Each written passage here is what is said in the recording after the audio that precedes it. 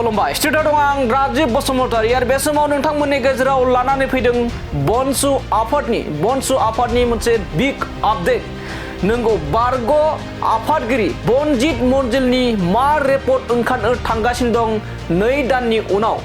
आरो बे अजद एबा बाथ्राखौ फोरमायदों BoNSUनि बारग' बोसोनगिरि मननजय दैमारि बिथाङा नंगौ बारग' आफादगिरि BoNSU आफादनि बारग' आफादगिरि बनजित मनजिल बिथांनि सायाव बे समाव बाथ्रा बुंदों एबा खेंफोरथि होदों मननजय दैमारि बिथाङा मननजय दैमारि बिथांनि सायावबो बनजित मनजिल बिथाङा गोबां माने अजद दैखांनायनि बाथ्रा बुंदोंमोन आरो बे अजद दैखांनानै बाथ्रा बुंनायनि सायावनो खेंफोरथि होनो थाखाय बे समाव खौरांगिरि मेल लायो मननजय दैमारि बिथाङा फिन बनजित मनजिलनि सायाव अजद दैखांना बाथ्रा बुंदों थारैनो मा रिपर्ट ओंखारनो थांगासिनो दं बनजित मनजिलनि 2 दाननि उनाव बेखौनो बुंथिदों मननजय दैमारि बिथाङा फोरमायदों 2 दाननि उनावनो BoNSUनि बारग' आफादगिरि बनजित मनजिलनि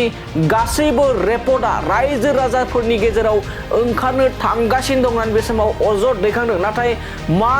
रिपर्ट ओंखारनो थांगासिनो दं BoNSUनि बारग' आफादगिरि जेराव साननैसो सिगांसो BoNSU आफादनिफ्राय एक्सपेल खालामनाय जादोंमोन एबा एरख'नाय जादोंमोन बै बनजित मनजिलनि मा रिपर्ट ओंखारनो थांगासिनो दं 2 दाननि उनाव आरो रायजो राजाफोरनि गेजेराव बिथांनि गासैबो रिपर्टखौ लाना फैगासिनो दं होननानै बे समाव मननजय दैमारि बिथाङा खौरांगिरि मेल लानायनि गेजेरजों बाथ्रा बुंनायखौ बे समाव नुना मोननाय जादों दानिया फैदों बिदिब्ला रायजो राजाफोरनि गेजेराव बनजित मनजिल BoNSUनि आफादगिरि एबा BoNSUनि बारग' आफादगिरि बनजित मनजिलनि मा रिपर्ट ओंखारनो थांगासिनो दं जों बिथां मननजय दैमारि बिथांनिफ्राय आबुङै खोनासंना लादोनि आंनि रिपर्ट आंनाव दंजोबो बनजितआ मा मावगासिनो दं खिन्थु आं बुङाखै